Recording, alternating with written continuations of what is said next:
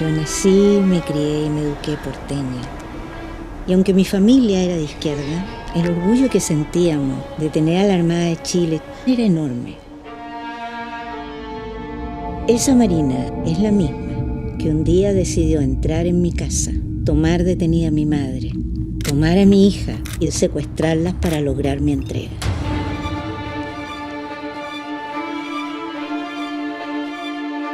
Mientras yo estaba oculta, de pronto este señor ya lo había puesto a disposición de una corte. Ni siquiera yo te diría que en la Alemania nazi no creo que se haya hecho una cosa como esta, como la que se hizo con una idea. Se anula el fallo recurrido y se dicta la correspondiente sentencia de reemplazo.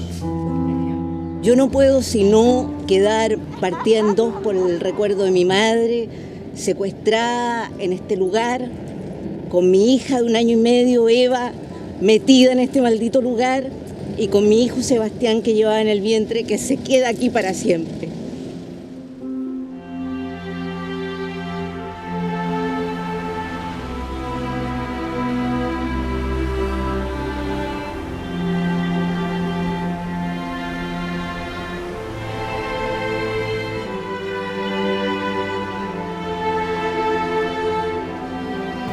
Buenas tardes, esto es 50 años cuando se quebró la democracia y hoy nos acompaña Haydée Oberroita Umazábal.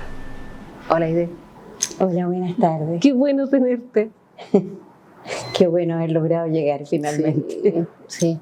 Nos costó, Sí. pero ya se logró. Haydée, estábamos hablando en la entrada, tú me decías que para ti en realidad te identificabas mucho con decir que eras una activista o una dirigente de derechos humanos, porque efectivamente tiene que ver con tu recorrido vital. ¿Podríamos contar un poco a la gente de eso? Y creo que quizás muchos se acuerdan de ti en esta última etapa como subsecretaria del Ministerio de Justicia y Derechos Humanos, pero hay una historia larga detrás de eso. Bueno, tan larga como que tengo casi 70 años a cumplir a fin de año, y de que mi historia en el mundo de derechos humanos comienza en el primer par de décadas de mi vida. Entonces, los mismos 50 años que se cumplen cuando se quebró la democracia, es el tiempo que a mí me ha tocado recorrer en el ámbito de los derechos humanos.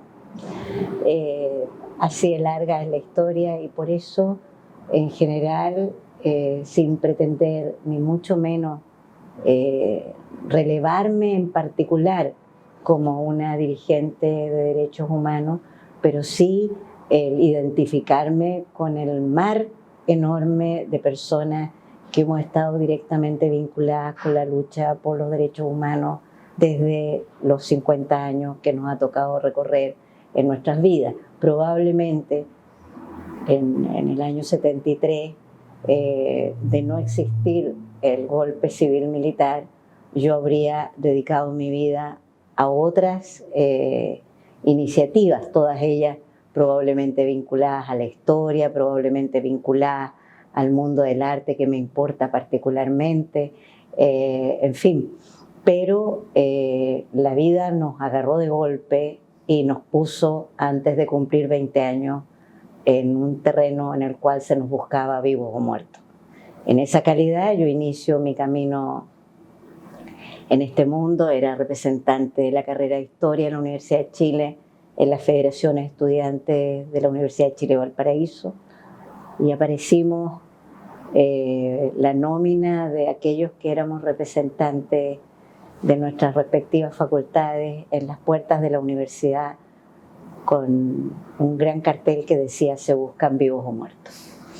Así comienza nuestra historia de persecución y también de organización para resistir a partir del mismísimo día del golpe de Estado. Es súper fuerte imaginar a alguien tan joven, para nosotros un niño, una niña, imagínate, 18, 19 años. Tú estabas haciendo activismo político, social, eres de Valparaíso, sí, además, ¿cierto? Tengo una estrella en mi frente que dice que soy de Valparaíso. Porteña orgullosa, así como... es fuerte, pero además es muy interesante porque a lo largo de la historia tú decides siempre mantenerte en Chile, Sí. que también es una característica. Uno no puede cualificar, calificar, digamos, un acto en función de una cosa u otra, pero sí decir que quedarse fue bastante osado de tu parte, ¿no? Tomando en cuenta las situaciones que se habían ido dando. Incluso yo diría, a lo mejor como referencia a la gente que podría buscar el documental Aide y el pez volador, ¿no? que de alguna manera narra el proceso. Aide, yo creo que vamos a ir haciendo como un paneo con los distintos elementos. Este programa se llama 50 años cuando se quebró la democracia y pretendemos de alguna forma darle rostro y nombre a quienes transitaron este proceso, fueron parte de la lucha, también de las vulneraciones, y no dejarlo en números vacíos. Y también nos interesa que se entienda hoy día que eso es parte de lo que estamos viviendo, que la sociedad que hoy día Chile padece no es casual. ¿Cuál es tu análisis hoy, mirando hacia atrás, de lo que estamos viviendo en Chile? Uh-huh. Es tremendo, pero... Sí, mira, primero que nada yo creo que es muy relevante tener presente de que quizás en un primer momento lo que se pretendía al instaurar ese régimen de facto era parar los avances sociales y políticos que los pueblos en América Latina, no nos olvidemos que esto es parte de un proceso que se llama Operación Cóndor, que los pueblos en América Latina venían dando pasos de gigantes en esa dirección.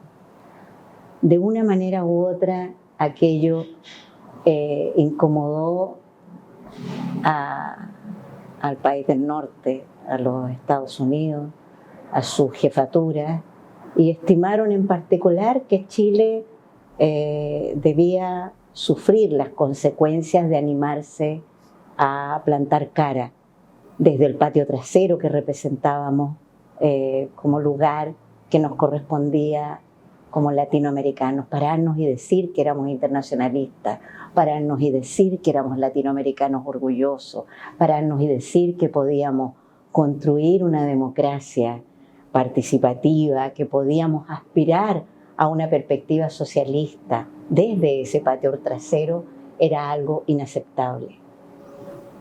Una cosa era que ellos tenían argumentos para poner en cuestión la Revolución Cubana, pero otra cosa era poder plantarle cara a la propuesta del presidente Allende, que era construir socialismo desde la democracia y desde la ampliación y profundización de la democracia. También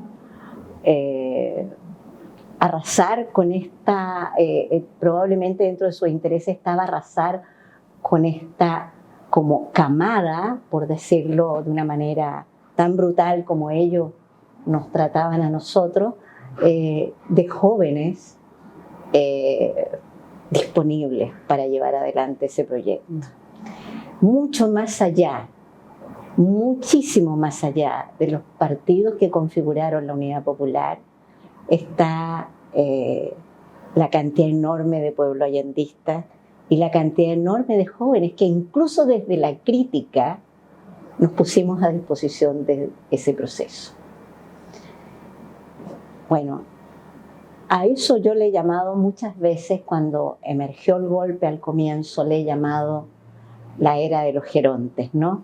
El momento en que la gerontocracia política de todos los pelajes viene a poner a los jóvenes en su lugar y nos persigue y nos mata y nos apresa y nos daña.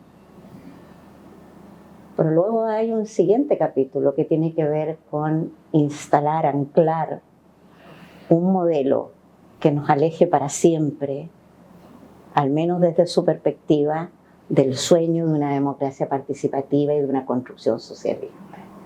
Y ese es el proceso que se inicia inmediatamente después, cuando comienzan a convertirse todos los derechos sociales y políticos en simplemente relaciones de mercado. Allí es cuando efectivamente viene el gran golpe. Para quienes estuvimos en la resistencia a la instalación, primero de la dictadura, con la persecución y la muerte, también estuvimos presentes en la resistencia a la instalación del modelo. El modelo que hasta el día de hoy nos agobia y de alguna manera también nos encarcela y nos condiciona a hacer determinadas prácticas que ya parecen completamente naturalizadas al punto que da la impresión de que no existiera otra alternativa. Da la impresión de que no hay opción, que de verdad lo único que queda para realmente avanzar y profundizar democracia es única y exclusivamente la mantención del modelo. Yo creo que ese es el razonamiento que hizo la gente de la Concertación. Simplemente dijo, salimos de la dictadura y bueno, pues ahora entramos en un proceso en el cual tenemos democracia y bueno, profundizamos el modelo, porque al final de cuentas como que parece que nos equivocamos con esto de que se cayeron los muros y todo lo demás.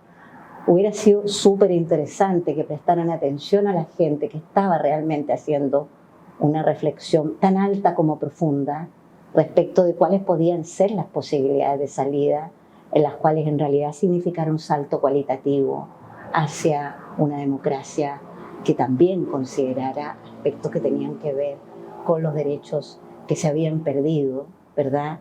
Y que considerara también las posibilidades de generar una reconstrucción del tejido social que se había hecho pedazos con la dictadura, para poder avanzar en la construcción efectiva de una democracia participativa. Todo aquello es algo que las personas que tenemos entre 70 y 80 años y hemos estado siempre aquí, lo hemos podido ver no solo desde la prensa, no solo desde la televisión, sino que además desde el propio efecto que ha tenido en las formas de organización, incluso en el mundo de los derechos humanos, en que el Estado se ha relacionado con las agrupaciones, haciéndolas, ya lo hemos visto, lo hemos comentado en algún momento, haciendo incluso que los sitios de memoria deban competir en materia de proyectos de memoria para ver quién gana los recursos y quién no.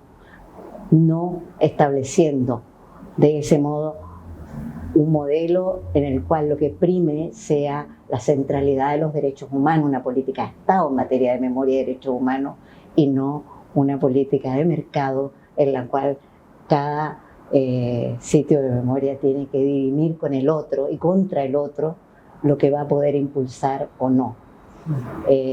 Esto además queda sujeto a los criterios de la autoridad de turno. No existiendo una política de Estado, la arbitrariedad en materia de definición, cuáles son los criterios, es enorme. Esto solo a modo de ejemplo, sí, porque la verdad es que hasta el día de hoy estamos atrapados y creo que es un tanto hasta incómodo señalarlo, digamos, pero es un dato de realidad. Estamos aún atrapados en la constitución del tirano, ¿no? Así es, y esto que tú relatas y que parece súper obvio, tal vez sea lo más manifiesto del profundo golpe que nos dieron.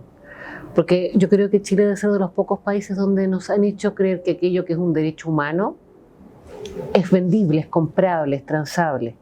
O sea, realmente para nosotros es entendible, a pesar de que sería bueno pagar por educación, pagar por salud, pagar, y cuando yo digo pagar, es pagar al punto de que yo me puedo morir si no tengo dinero para pagar mi salud, puedo quedar sin educación si no tengo cómo soportarla, sostenerla más allá de los primeros años. No existe el derecho a una jubilación digna, no existe el derecho ni siquiera al agua. Chile es el único país que subsidia, no, entrega en concesión 99 años su agua. Esa cosa fuera no se entiende, es como locura. Y a nosotros nos han hecho creer que eso está tan bien que hasta nos enorgullecemos de pagar caro, ¿no? O sea, Chile se estableció una clase que se enorgullece en contar lo mucho que ha pagado en estos servicios que son derechos. Te cuento lo que me sale el colegio de mi hijo, el doctor que pagué porque es el mejor. O sea, nos han hecho incluso competir y vanagloriarnos de algo que es un derecho. Y yo creo que eso es la cosa más triste, más macabra de todo esto, ¿no? Es como tragicómico. La realidad del mal, ¿no? Absolutamente, es alucinante. Sí, yo siempre pienso en esa sensación del absurdo que vivimos permanentemente. Sí.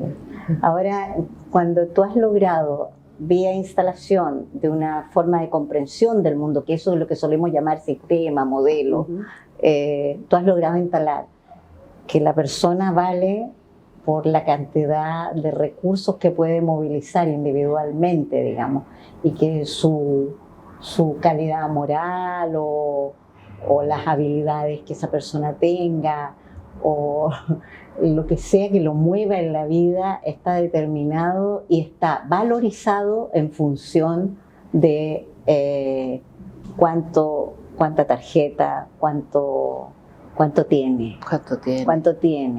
Y de hecho, probablemente el elemento que con mayor fuerza rompió la idea de el sentirse identificado con la clase obrera o con el pueblo, no solo es que se haya cambiado la forma de nominar. Recuerda que hubo un tránsito entre llamarse pueblo y llamarse gente, llamarse ciudadano, llamarse un consumidor, llamarse... ¿cómo se llama cuando una persona hace negocio? Una persona que es emprendedora, ¿ya? De verdad hay una nomenclatura nueva que califica a las personas según su ubicación en el mercado, ¿ya? Según su ubicación en el grado de individuación que hace de sí misma.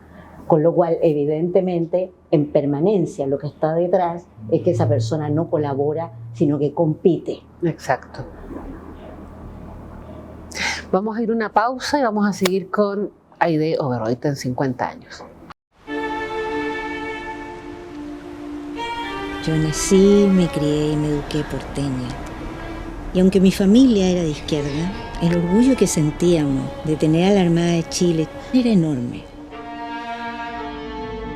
Esa Marina es la misma que un día decidió entrar en mi casa, tomar detenida a mi madre, tomar a mi hija y secuestrarlas para lograr mi entrega.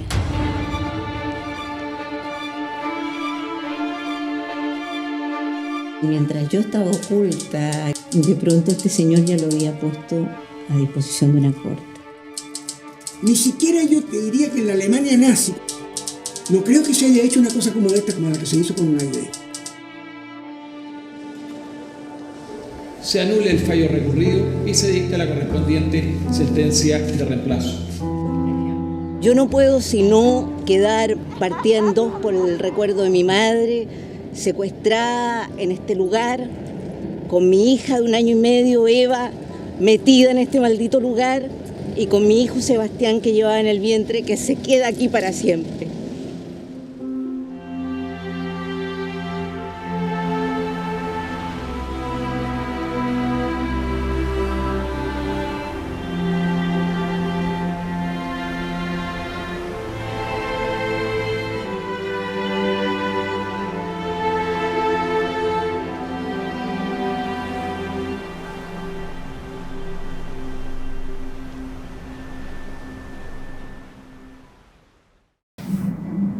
Bueno, ahora volvemos con 50 años, después de haber visto estas partes del documental que comentábamos al principio, Aide y el pez volador. Invitamos a toda la gente que efectivamente lo busque en YouTube, lo vea.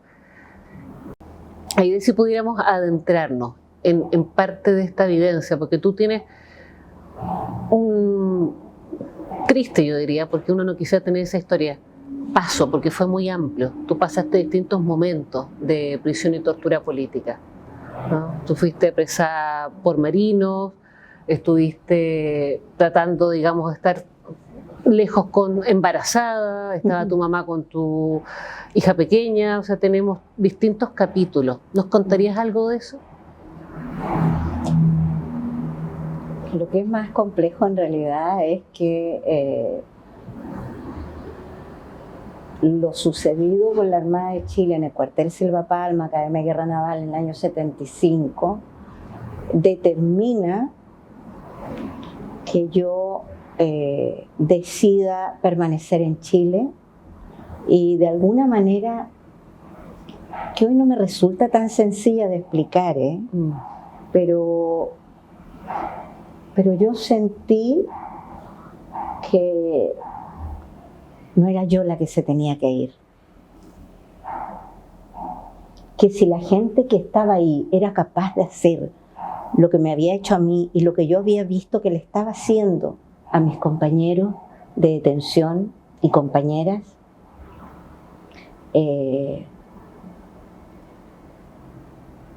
permaneciera en el país, era mucho más grave que yo me fuera, digamos, o sea, que nos sintiéramos con el derecho de irnos. Además, si la tortura lo que pretende es hacer que uno tenga terror y huya, te advierto que hay personas a las que nos pasa que por el contrario, el que alguien pretenda hacerte sentir tanto miedo que quedes inutilizado, te pasa exactamente lo contrario. Yo sentí que ellos me habían llevado al límite de mi posibilidad de sentir pánico y que definitivamente de ahí en más me hicieran lo que me hicieran, no les iba a temer. Y es muy extraño esto porque yo siempre digo que yo ahora soy como una especie de bombón sexy, es una broma, sí, evidentemente, porque yo la verdad es que a esa edad, cerca de los 20 años, yo era muy delgada y muy pequeñita, yo soy una mujer pequeña. Entonces el sentir que yo era tan poderosa y tan valiente es algo muy extraño en mí, porque de verdad no tiene correlato con mi apariencia. Sin embargo, a mí me sucedió aquello. Y eso es lo que determina que el que me hubieran abierto del pecho al pubis con sus corvos y me hubieran arrancado a mi bebé y lo hubieran asesinado diciendo que con esto se acababa, había un terrorista menos, eso determinó que yo me jurara a mí misma en esa misma circunstancia que si yo sobrevivía a eso, nunca iba a dejar de plantarles cara a este tipo de arbitrariedades, a ese tipo de crímenes, a personas a las que pudieran pretender hacerle a otras lo que me habían hecho a mí. Ni remotamente yo podría en mi vida haber imaginado que eso me iba a suceder a mí, pero eso es lo que hice. Y es más, lo hice durante muchos años, cayendo presa muchas veces más. Yo estuve presa en los 70, en los 80, de hecho, mi último proceso duró hasta pasado los 90, 96. La última vez, ese proceso corresponde al 2 de julio, el día en que, del 86, cuando queman a Rodrigo Rojas y a la Carmen Gloria Quintana. Ahí voy a parar a la cárcel de San Miguel, en fin. Pero lo hice teniendo como elemento de referencia esto.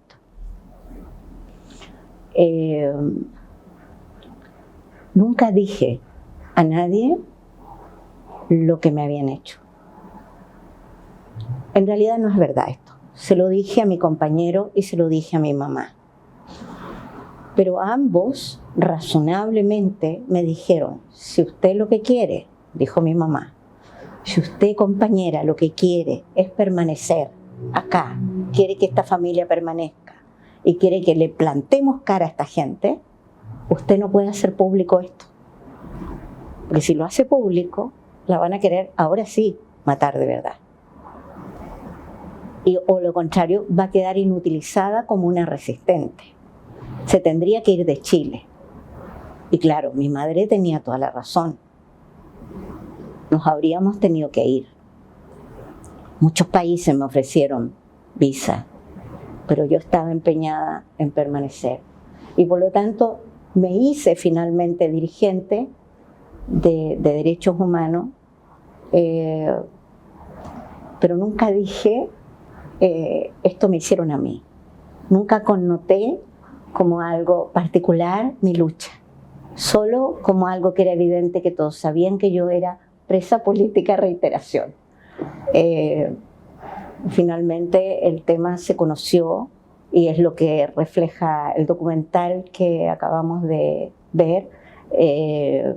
Solo se concretó cuando, con motivo del final del proceso de calificación de las víctimas de prisión política y tortura de la dictadura, que concluye en 2003 y luego el informe en 2004, cuando se hace público esto,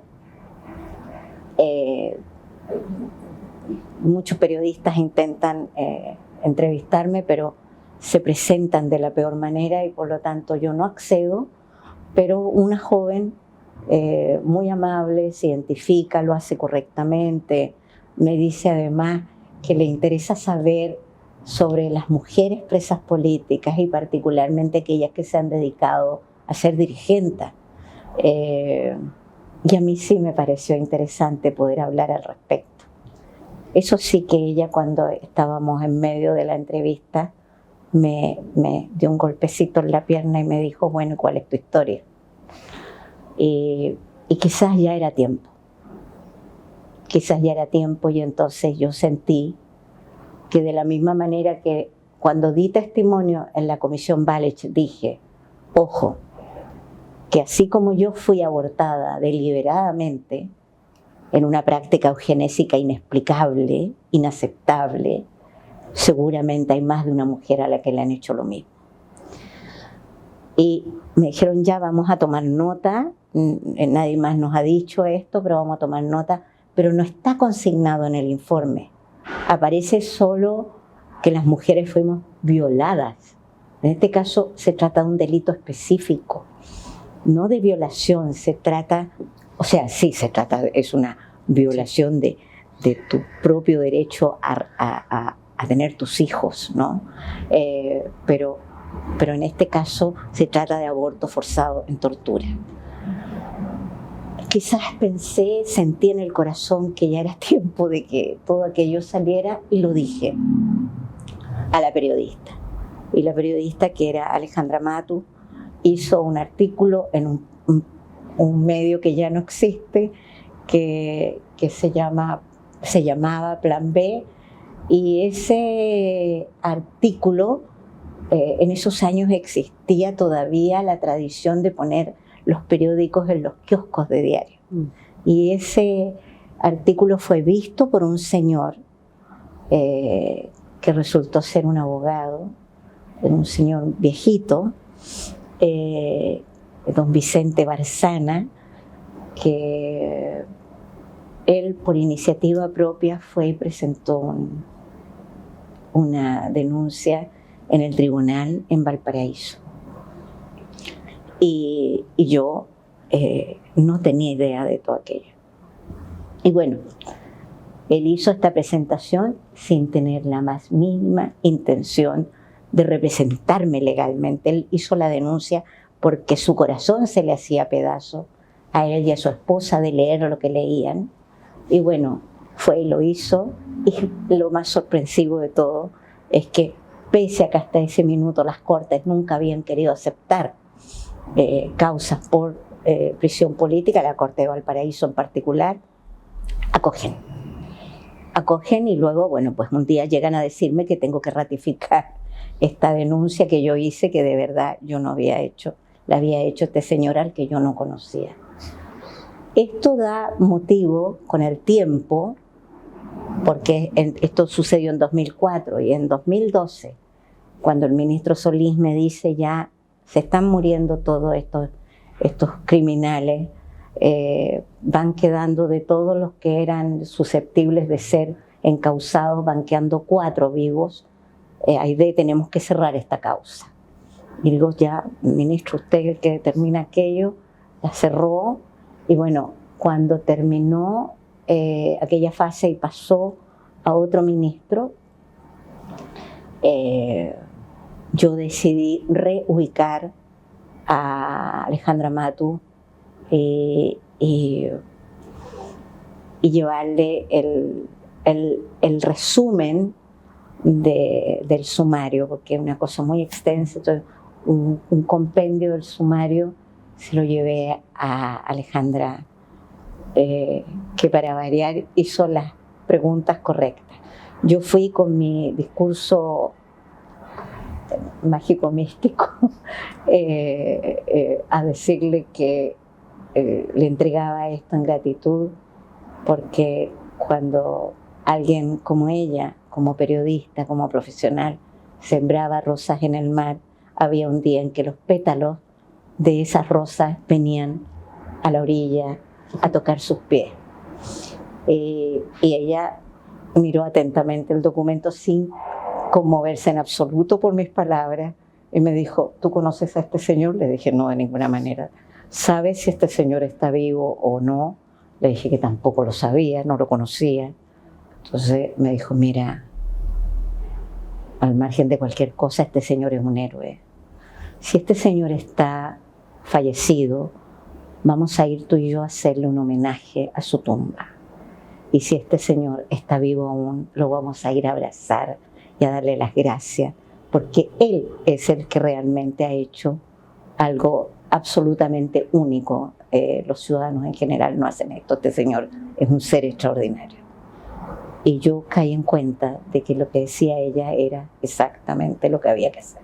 Y por lo tanto me puse a disposición para hacer lo que había que hacer. Y encontramos a don Vicente, ni más ni menos que hace 10 años atrás, en el 2013, coincidentemente con el aniversario del golpe de Estado, encontramos a don Vicente, que resultó siendo un ciudadano que vivía en Ñuñoa, del cual recién allí tuvimos noticias.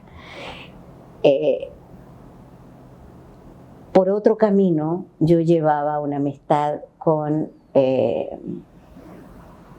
una directora de cine que había conocido a propósito de un documental que Televisión Nacional de Chile quería hacer sobre la prisión política en Chile, que finalmente no se hizo, ¿ya? Habían seleccionado a personas singulares, según ellos, entre ellos al Cuervo del Teatro Aleph, que en realidad era un personaje, un pedazo de personaje, gran compañero fallecido ya, y que hizo de las cárceles, él y su hermana Marieta, que estuvo con nosotros en 3 y 4 Álamos, ella también mujer de teatro, hicieron de la prisión política y la tortura un momento único, porque fueron capaces con arte y con creatividad de la nada llevarnos por senderos que tenían que ver con recuperar el sentido de muchas cosas valiosas en la vida. Me hubiera encantado que se hubiera hecho eso. También había una comunidad, habían contemplado una comunidad mapuche que había sido arrasada completamente, sus miembros, los pocos que sobrevivieron es los que habían sido hechos prisioneros y de milagro habían sobrevivido.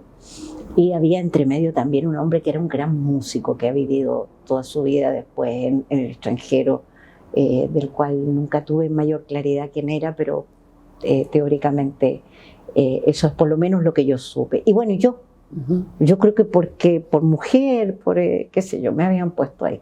Y conocí ahí a Pachi Bustos, directora de Aide y el pez volador, que era guionista en ese tiempo o asistente, algo estaba haciendo en ese equipo. Nos hicimos muy amigas y un día yo le comenté lo que había hecho con Alejandra y lo que había resultado en conocer a este señor extraordinario, que dicho sea de paso, ahí nos fuimos enterando que él había hecho la presentación ante el Tribunal de Valparaíso con una máquina de escribir en el año 2004, con una máquina de escribir, no con un computador, con una máquina, si no me equivoco, una Remington, una Olivetti, Remington, creo que era de estas pesadas gigantes que suena la campanita cuando él escribió ahí, y como no tenían tilde sus letras, él las puso con lápiz Bic, y con toda esa limitación de recursos, sin embargo, él hizo algo grandioso, que fue ir a denunciar un hecho particular, no lo que había calificado la Comisión Balich, sino que un hecho particular, de particular violencia del punto de vista de agresión vital. Él dice que aquí lo que está amenazado es el principio básico de la vida, ¿no? Bueno, pues le cuento a Pachi, y Pachi me dice, me imagino que tienes claro que esta historia hay que contarla. Y yo le dije que me parecía que sí. Siempre me acuso de esto, ¿ah? Yo le dije que ella tenía razón, porque para mí era importante que mis nietos supieran algo que a mí me iba a costar comentarle.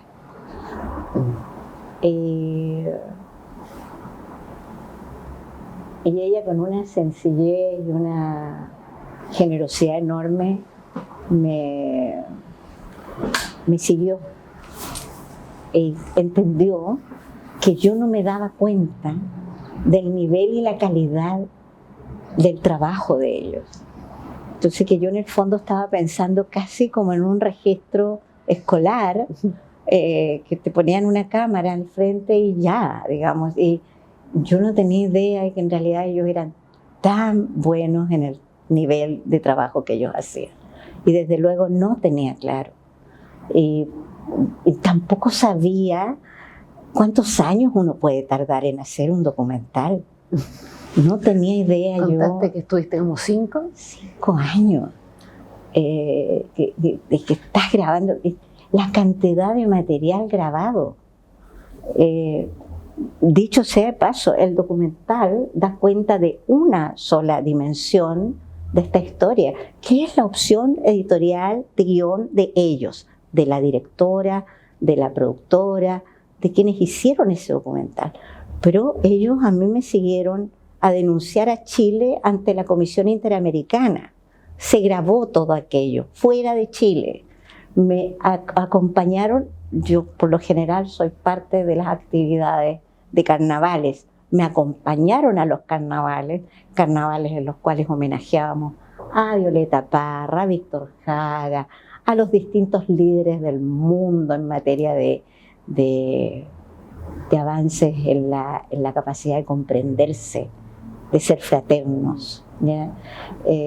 Me acompañaron en los carnavales, en los 1000 tambores en Valparaíso, me acompañaron en todo. No hay una sola imagen de carnavales en el documental.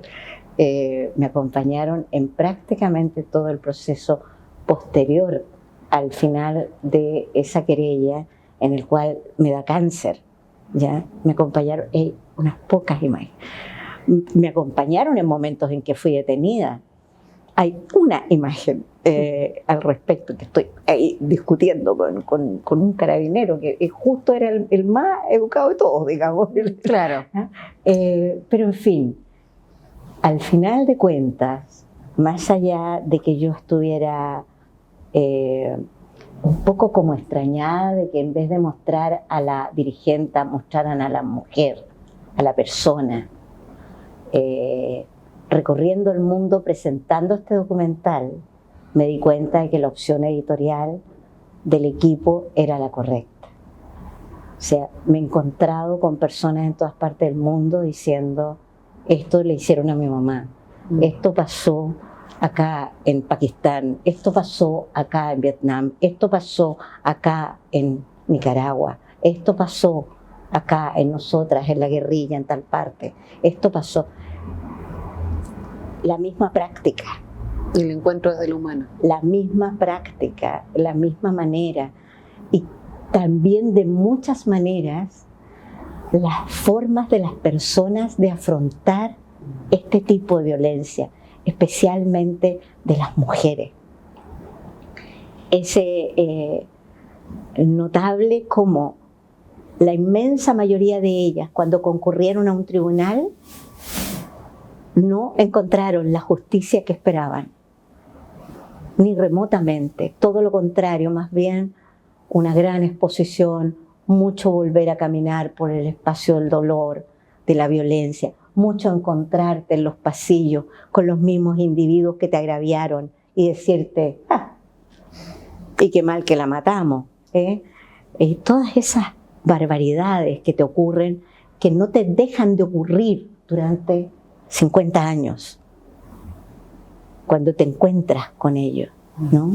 Porque me imagino que si vimos el documental, entonces sabemos que los personajes que quedaron finalmente, 3, porque otro se murió en el camino, 3 terminaron siendo condenados a arresto domiciliario, 3 años y un día, en razón de que eran ancianos, que tenían inobjetable conducta anterior, nadie los había acusado antes.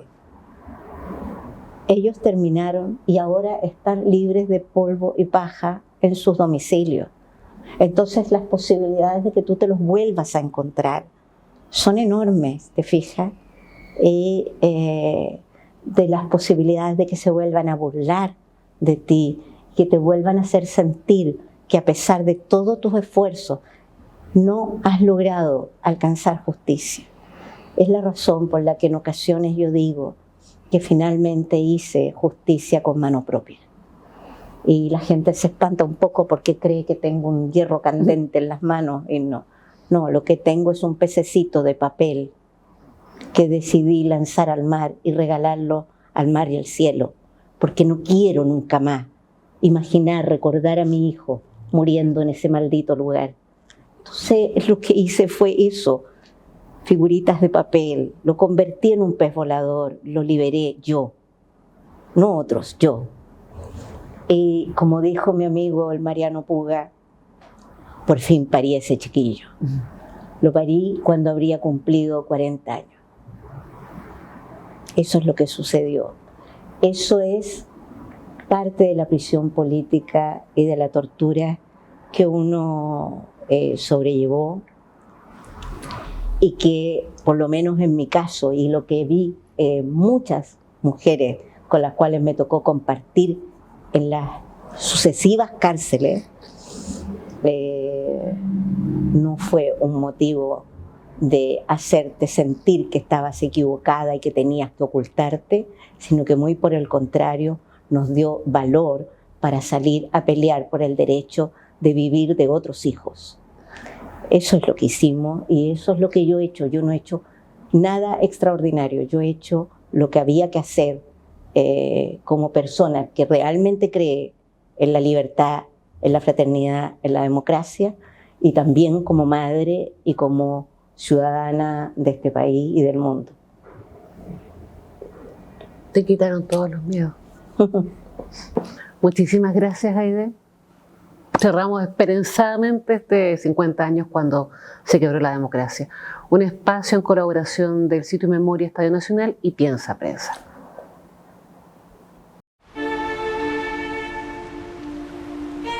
Yo nací, me crié y me eduqué porteña. Y aunque mi familia era de izquierda, el orgullo que sentíamos de tener a la Armada de Chile era enorme. Esa Marina es la misma que un día decidió entrar en mi casa, tomar detenida a mi madre, tomar a mi hija y secuestrarlas para lograr mi entrega.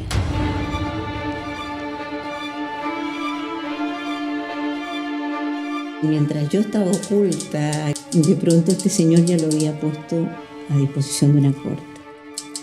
Ni siquiera yo te diría que en la Alemania nazi no creo que se haya hecho una cosa como esta, como la que se hizo con una idea. Se anula el fallo recurrido y se dicta la correspondiente sentencia de reemplazo. Yo no puedo sino quedar partida en dos por el recuerdo de mi madre, secuestrada en este lugar, con mi hija de 1 año y medio, Eva, metida en este maldito lugar, y con mi hijo Sebastián que llevaba en el vientre, que se queda aquí para siempre.